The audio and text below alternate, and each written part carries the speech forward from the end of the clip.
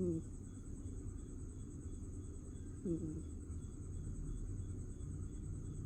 Mm. Mm.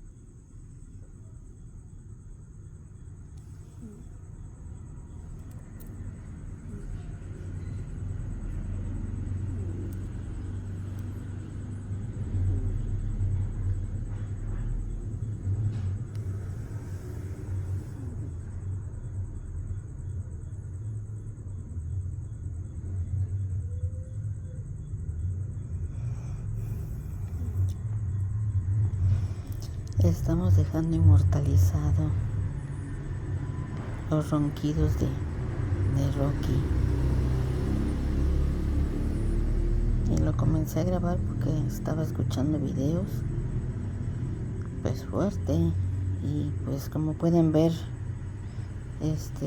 pues hay ruido del exterior. Y yo decía, ¿y ese ruido qué es? ¿Y ese ruido qué es? Y apagaba el video y me quedaba así. Ya cuando descubrí que era Rocky, mi bebé hermoso.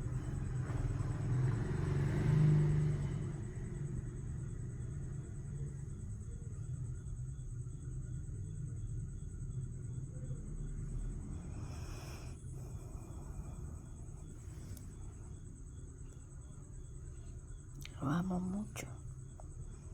Es mi bebé y tiene 10 años. Pero es un bebé. Así le digo, siempre serás mi bebé. Siempre serás mi bebecito. Y creo que por eso se conserva bien.